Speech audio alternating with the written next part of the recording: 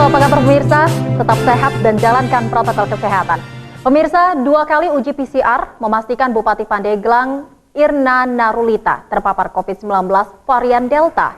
Bersama saya Rosa Lavenia, berikut Sigar Indonesia selengkapnya.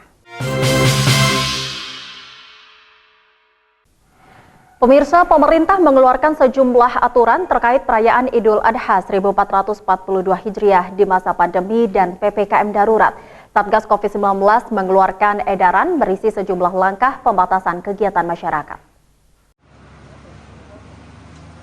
Sebagai upaya antisipatif membludaknya angka kasus baru COVID-19 di masa libur Hari Raya Idul Adha 1442 Hijriah, Satuan Tugas Penanganan COVID-19 mengeluarkan surat edaran Satgas nomor 15 tahun 2021 tentang pembatasan aktivitas masyarakat yang berlaku efektif mulai besok Minggu 18 Juli hingga Minggu 25 Juli. Juru bicara penanganan Satgas COVID-19 Wiko Adhisa Smito dalam konferensi virtual Sabtu malam 17 Juli memaparkan beberapa poin peraturan pelarangan mobilitas masyarakat. Peraturan tersebut meliputi pembatasan perjalanan orang keluar daerah kecuali bagi pekerja sektor esensial dan kritikal, serta perorangan dalam keperluan mendesak seperti sakit keras, kepentingan persalinan, serta pengantar jenazah non-COVID maksimal 5 orang. Pembatasan aktivitas juga berlaku pada kegiatan peribadatan pada Hari Raya Idul Adha, kecuali wilayah non-PPKM darurat dan PPKM diperketat, dengan kapasitas maksimal 30%. Kemudian pembatasan kegiatan silaturahmi, di mana masyarakat hanya diperkenankan bersilaturahmi secara virtual. Satgas juga meminta peran posko desa, kelurahan, dan RT/RW untuk mengawasi hal tersebut. Mohon kepada pemerintah daerah untuk dapat melakukan kerjasama yang baik dengan sektor yang terkait secara langsung maupun tidak dalam implementasi kebijakan seperti lembaga pemerintahan, lembaga swasta, instansi penegakan dan pendisiplinan masyarakat, otoritas penyelenggara transportasi, maupun unsur masyarakat lainnya. Dalam pemaparannya, Wiku juga menyebutkan pelaku perjalanan dengan usia kurang dari 18 tahun tidak diperkenankan untuk sementara. Semua pengguna moda transportasi wajib melampirkan persyaratan perjalanan, yakni surat tanda registrasi pekerja atau STRP bagi pekerja sektor esensial dan kritikal, dan surat keterangan lain bagi perorangan dengan keperluan mendesak. Kemudian kartu vaksinasi kecuali kendaraan logistik dan perorangan dengan keperluan mendesak. Lalu hasil tes negatif PCR atau antigen bagi perjalanan dari dan ke daerah Jawa Bali dan perjalanan dari dan ke daerah di luar Jawa Bali. Sejalan dengan hal tersebut, aktivitas di tempat wisata juga ditutup sementara kecuali wilayah non-PPKM darurat dan non-diperketat dengan kapasitas maksimal 25%. Tim Kantor Berita Antara mewartakan. Selama masa berlaku PPKM darurat, petugas TNI Polri melakukan penyekatan di jalur masuk Kabupaten Pandeglang, Banten. Penyekatan bertujuan menekan aktivitas masyarakat yang datang dari zona merah. Saat ini Kabupaten Pandeglang, Banten berstatus level 2. Jangan dianggap sepele dengan adanya kegiatan ini. Pintu masuk menuju Kabupaten Pandeglang, Provinsi Banten dijaga ketat oleh petugas gabungan dari unsur TNI dan Polri sebagai langkah mencegah mobilitas warga yang datang dari daerah zona merah. 2 pintu masuk yang dijaga terletak di perbatasan Serang Pandeglang serta perbatasan Kabupaten Pandeglang dan Kabupaten Lebak. Para pengendara yang melintas diminta menunjukkan kartu identitas atau KTP serta bukti telah mendapatkan vaksinasi. Jika pengendara bukan warga Pandeglang dan tidak memiliki kartu vaksinasi minimal tahap pertama, maka petugas meminta mereka putar balik arah. Kapolres Pandeglang AKBP Hamam Wahyudi mengatakan, meskipun Kabupaten Pandeglang masuk kategori level 2 atau moderat zona biru menuju hijau, namun penyekatan dengan prioritas kendaraan roda 4 berplat nomor luar Pandeglang diperlukan untuk menghindari pendatang masuk dari zona merah. Dalam peninjauan yang dilakukan pada Sabtu 17 Juli, Kapolres Pandeglang menambahkan, suasana kondusif seperti ini tetap harus dipertahankan untuk meminimalisir potensi penyebaran COVID-19. kami mendirikan ada 2 titik pos penyekatan. Sasarannya apa? Sasarannya adalah masyarakat yang dari luar kota Pandeglang, yang khususnya yang dari kita pantau dari wilayah-wilayah yang melakukan mobilisasi ke sini, yang dari zona-zona merah ataupun saat ini diberlakukan PPKM darurat. Hamam Wahyudi menambahkan, dalam pelaksanaan kegiatan ini, para petugas menjaga sopan santun dalam pemeriksaan maupun saat memberikan arahan atau himbauan. Hal ini diperlukan untuk menghindari dampak psikologis yang tidak baik di masyarakat, serta meningkatkan kesadaran akan kepatuhan pada aturan yang sedang berlaku. Dari Kabupaten Pandeglang, Banten, Rangga Eka Putra, Kantor Berita Antara, mewartakan.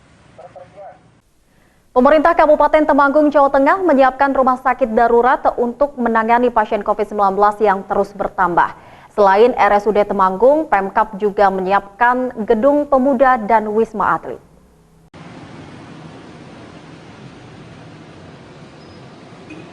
Pemerintah Kabupaten Temanggung, Jawa Tengah menyiapkan rumah sakit darurat untuk menangani pasien COVID-19. Selain RSUD Temanggung, Pemkab juga menyiapkan gedung pemuda dan Wisma Atlet. Untuk penyediaan sarana prasarana kedokteran serta alat-alat medis, Pemkab Temanggung akan bekerja sama dengan Pemprov Jateng dan Dinas Kesehatan Jawa Tengah. Ditemui Sabtu 17 Juli 2021, Bupati Temanggung Muhammad Al-Khazi menjelaskan saat ini keterisian tempat tidur di 4 rumah sakit rujukan khusus pasien COVID-19 sudah hampir 100% karena semakin tingginya kasus positif COVID-19 dalam 1 bulan terakhir. Manakala kondisi memburuk, maka RSUD harus siap 100% jadi rumah sakit COVID. Kalau itu masih tidak cukup, maka pemerintah kabupaten beserta Forkompinda kita juga menyiapkan gedung pemuda bisa kita siapkan jadi rumah sakit darurat. Dan bahkan kalau masih kurang, Wisma Atlet pun bisa kita pakai jadi rumah sakit darurat. Lah cuman untuk membuat rumah sakit darurat ini kan juga butuh prasarana, sarana-sarana kedokteran, alat-alat kedokteran. Nah tadi sudah kita mintakan ke Pak Gubernur dan kita mintakan ke Dinas Kesehatan Provinsi bantuan-bantuan peralatan yang dibutuhkan untuk kita menambah tempat tidur dan kemungkinan-kemungkinan untuk membuat RSUD 100% rumah sakit COVID atau kemungkinan untuk membuat rumah sakit darurat. Saat ini jumlah yang terkonfirmasi positif COVID-19 sebanyak 890 orang. Sebanyak 231 orang dirawat di rumah sakit dan 659 menjalani isolasi mandiri. Sementara untuk jumlah orang meninggal dunia sebanyak 363 dan dinyatakan sembuh sebanyak 7.599 orang. Dari Temanggung, Jawa Tengah, Firman Eko Handi, Kantor Berita Antara, mewartakan. Pemirsa, Lembaga Survei Indonesia mencatat 23,5% masyarakat tidak percaya vaksin mampu mencegah penularan COVID-19. 36,4% masyarakat tidak bersedia divaksinasi dengan alasan takut efek samping, menganggap vaksin tidak efektif dan mempersoalkan kehalalan vaksin.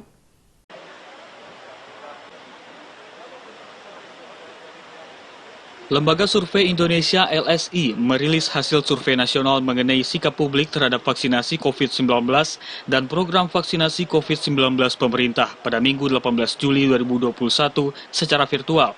Adapun survei tersebut dilakukan pada 20 hingga 25 Juni 2021.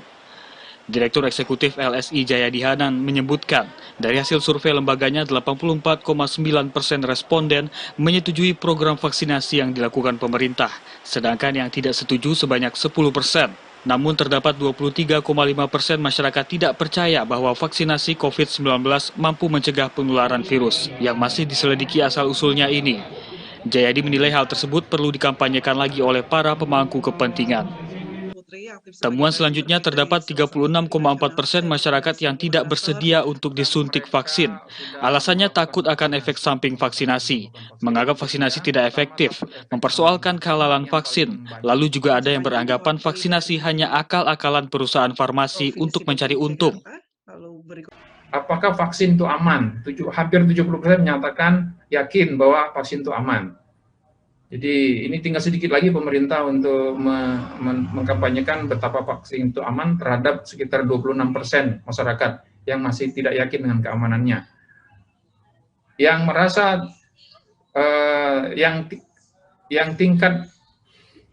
yang merasa bahwa vaksin itu tidak aman itu lebih banyak di kalangan menengah ke bawah, di kalangan yang berpendidikan menengah ke bawah. Jadi yang berpendidikan tinggi umumnya yakin itu vaksin itu aman.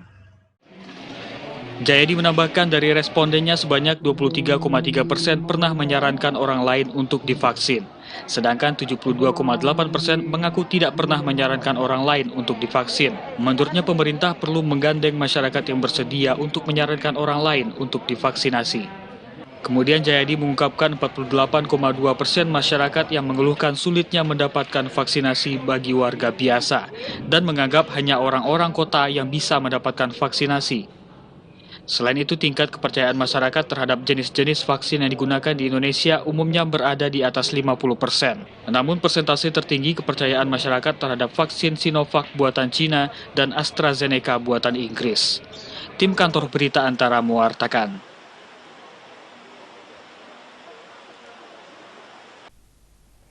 Menurut ekonomi mikro, bantuan pemerintah di masa PPKM darurat dapat menjaga psikologis masyarakat. Informasi selengkapnya akan kami hadirkan sesaat lagi.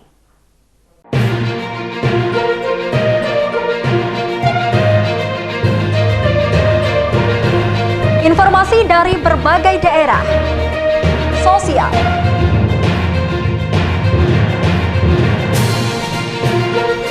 budaya,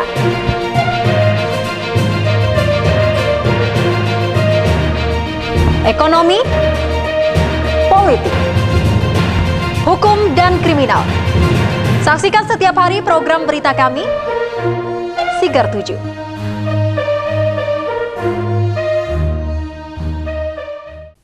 Bupati Pandeglang Irna Narulita positif terpapar COVID-19 varian Delta berdasarkan 2 kali pemeriksaan uji PCR. Bupati Irna Narulita merasakan sesak nafas dan tidak enak badan.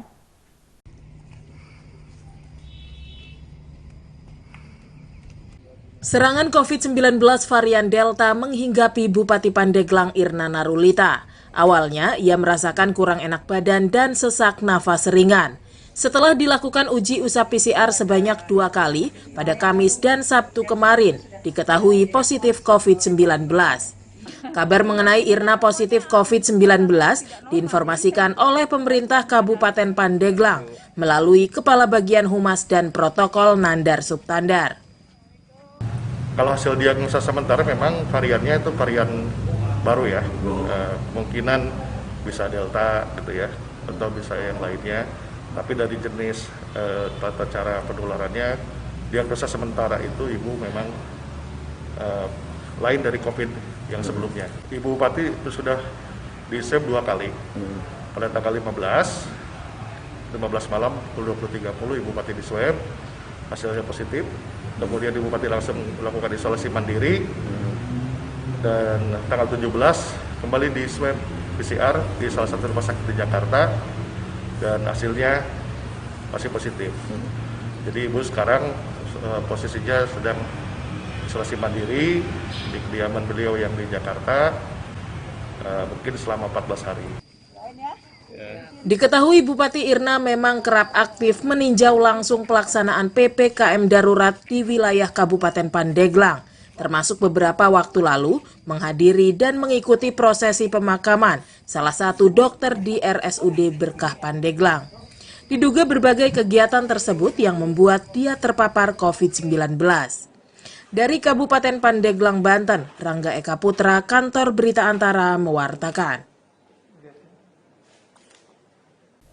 Terima kasih Anda masih bersama kami, pemirsa. Wacana penanganan PPKM darurat yang akan berlangsung selama 6 minggu tidak akan mengguncang stabilitas ekonomi Indonesia jika pemerintah menyiapkan bantuan sosial. Dari kacamata ekonomi mikro, bantuan pemerintah dapat menjaga psikologis masyarakat.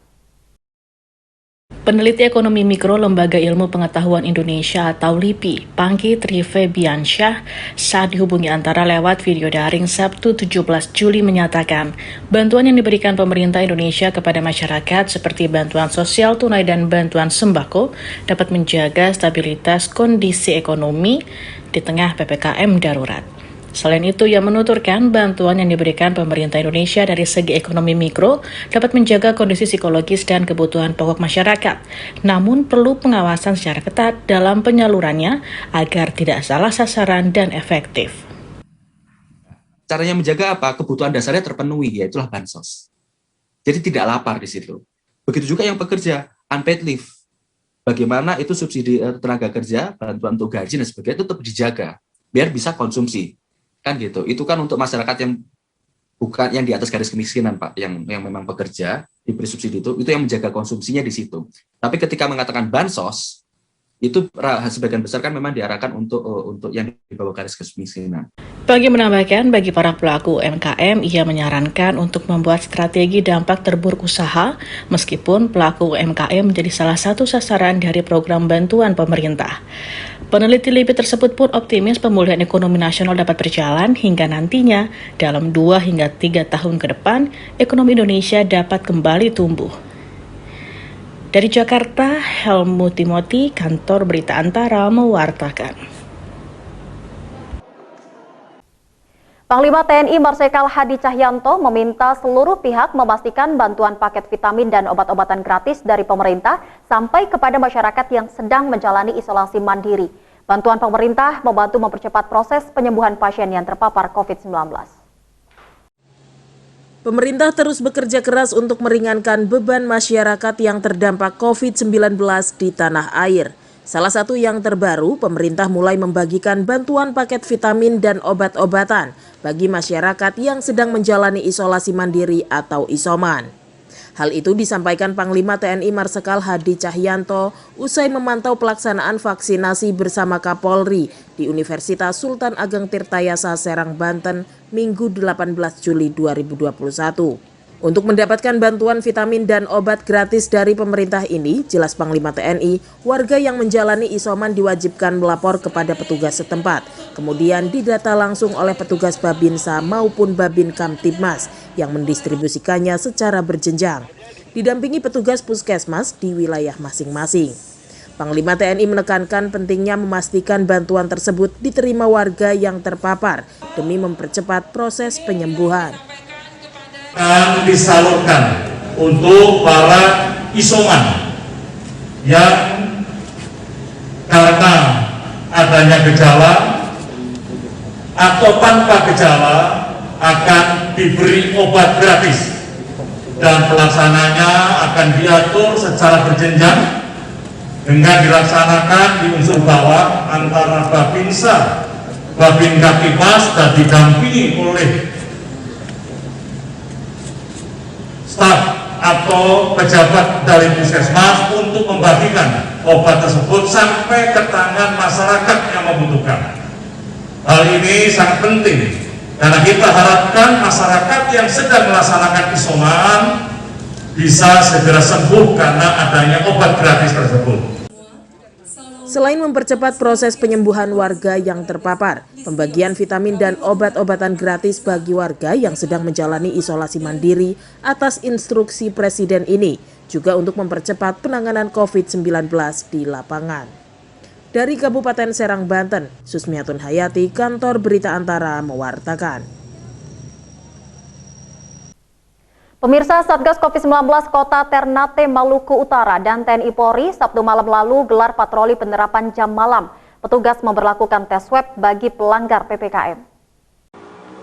Tim gabungan Satgas Penanganan COVID-19 Kota Ternate dan TNI Polri Sabtu 17 Juli malam menyisir kawasan pusat kota guna memastikan penerapan aturan jam malam pada masa pemberlakuan pembatasan kegiatan masyarakat atau PPKM Mikro. Patroli mendapati sejumlah pelaku usaha masih berjualan di atas jam 10 malam waktu Indonesia Timur. Aturan jam malam ditetapkan oleh Pemkot melalui maklumat Wali Kota Ternate bersama Forkopimda yang menindaklanjuti instruksi Menteri Dalam Negeri tentang PPKM Mikro. Di lokasi patroli, para pelanggar menjalani tes usap antigen yang dilakukan oleh tim kesehatan. Kepala Operasional Satgas Penanganan COVID-19 Kota Ternate, Muhammad Arif Gani, usai patroli kepada Antara Minggu dini hari mengatakan, kasus virus corona di Kota Ternate terus bertambah setiap harinya. Hingga kota Ternate masuk zona merah dan termasuk daerah yang memiliki kasus aktif COVID-19 tertinggi di Provinsi Maluku Utara. Kepala Badan Penanggulangan Bencana Daerah BPBD Kota Ternate itu menegaskan, Satgas terus melakukan patroli dan menindak masyarakat yang masih mengabaikan protokol kesehatan demi menekan angka penyebaran virus corona di daerah ini. Hasil tes antigen terhadap para pelanggar tidak menemukan kasus terkonfirmasi positif. Walau begitu, para pelanggar dikenakan sanksi berupa push-up sebelum diminta pulang ke rumah masing-masing. Alhamdulillah dari beberapa pelaku usaha yang kita temukan dan kita melakukan swab test, mereka sehat dan tidak ditemukan adanya tanda-tanda terkonfirmasi positif. Satgas Penanganan COVID-19 Kota Ternate mencatat, per 17 Juli terjadi penambahan 58 kasus terkonfirmasi positif COVID-19. Sehingga secara kumulatif, kasus COVID-19 menjadi 2.436 orang. Sedangkan kasus sembuh 1.792 orang, meninggal dunia 52 orang yang tersebar di 8 kecamatan Kota Ternate, yaitu Kecamatan Ternate, Ternate Selatan, Ternate Utara, Ternate Pulau, Ternate Barat, Ternate Tengah, Pulau Moti, Pulau Hiri, dan Pulau Batang 2. Dari Ternate, Maluku Utara, Harmoko, Kantor Berita Antara mewartakan. Kami masih akan kembali pemirsa dengan informasi tentang kawanan burung kuntul yang termasuk jenis burung air yang memiliki peran menjaga ekosistem. Tetaplah bersama kami.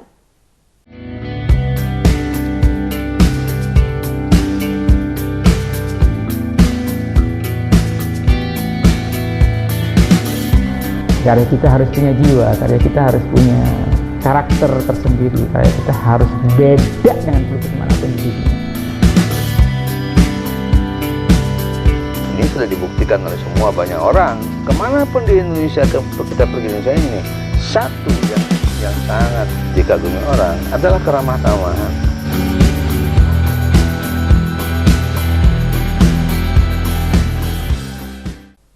Forkopimda Kota Madiun, Jawa Timur menggelar razia jam malam dan meminta pedagang tutup. Forkopimda memborong dagangan yang masih tersisa.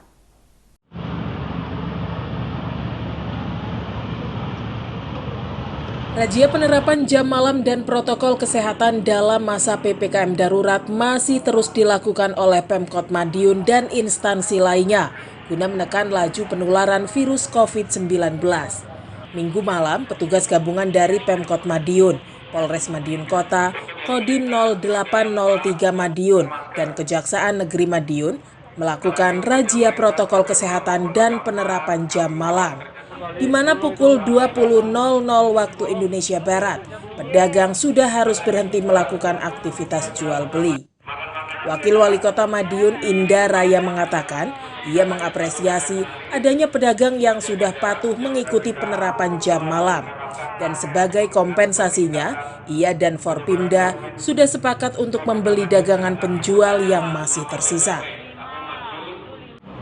Kita semua sepakat untuk bersama-sama membantu masyarakat, terutama pedagang kaki lima yang memang tertib dan sudah pada jamnya harus tutup. Mereka patuh dan udah ringkes-ringkes mau pulang. Maka kami sepakat untuk ya kita bantulah bareng-bareng, memberikan ya kita beli dagangannya. Biasanya tuh jam 5 sampai jam 2. Kalau nggak PPKM ya.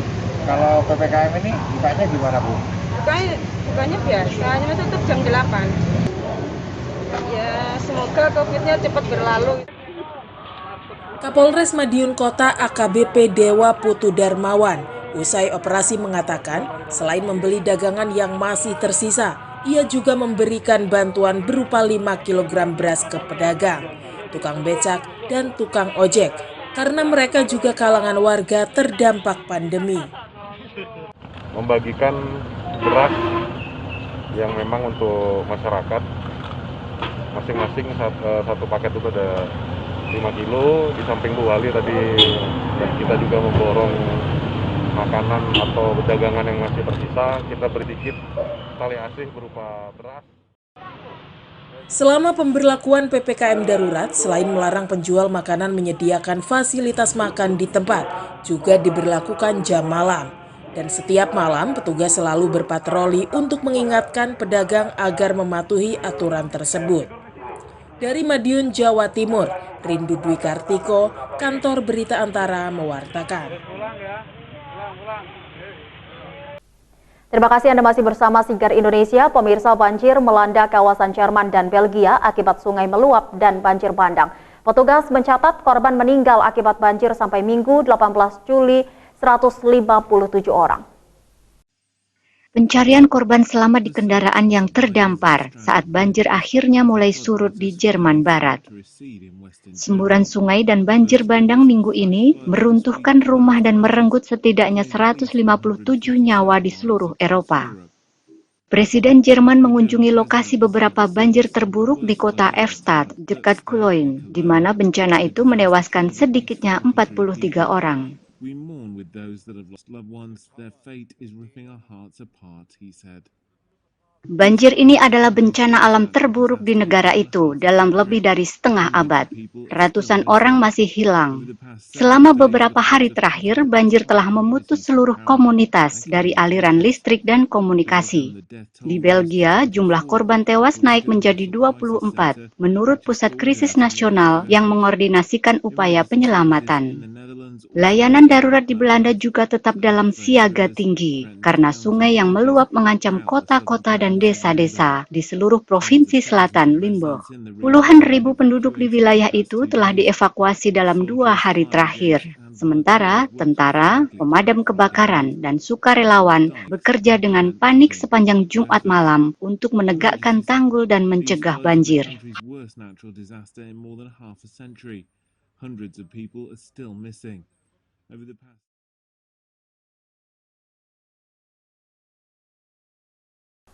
Kita ke informasi lain, pemirsa, 8 atlet dari berbagai negara menguji stamina dan semangat mereka. Berenang tanpa pakaian sejauh 70 km, melintasi Danau Bakal dan Sungai Angara di Siberia yang bersuhu 7 hingga 5 derajat Celcius.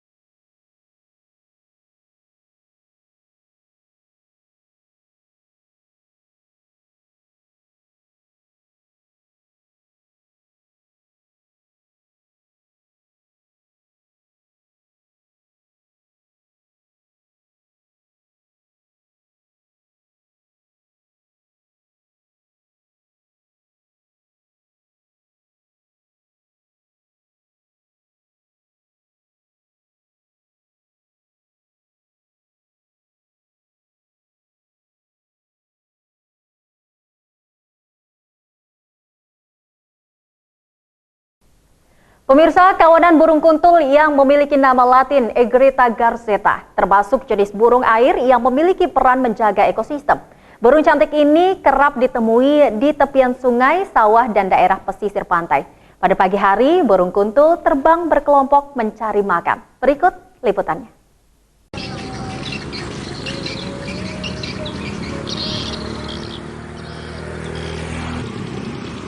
Kawanan burung putih nan cantik ini adalah burung kuntul.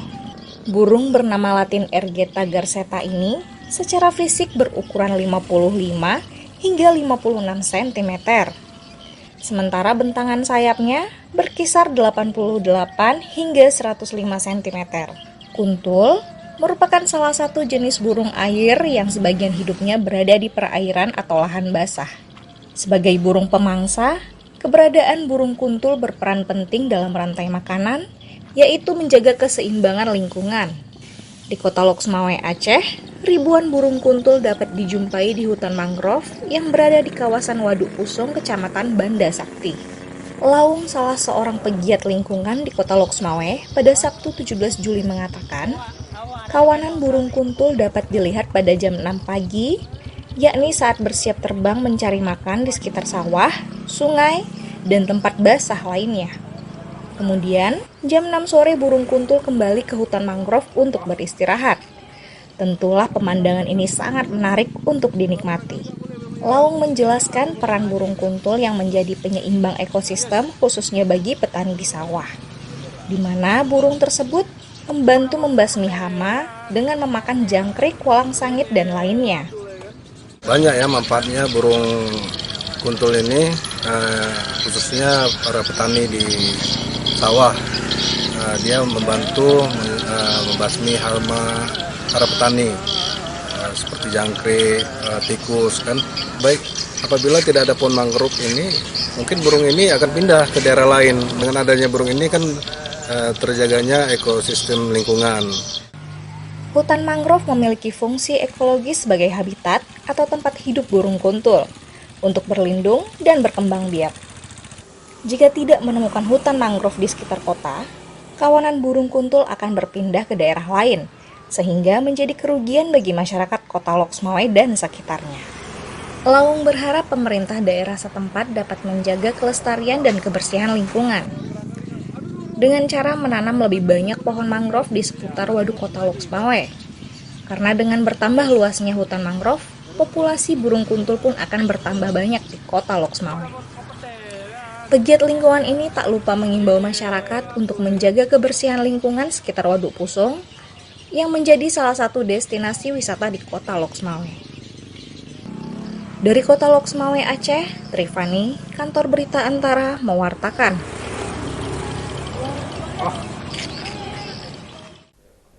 Pemirsa, informasi tadi menutup perjumpaan kita dalam Singer Indonesia edisi hari ini. Kami segenap kru yang bertugas mengucapkan selamat Hari Raya Idul Adha 1442 Hijriah.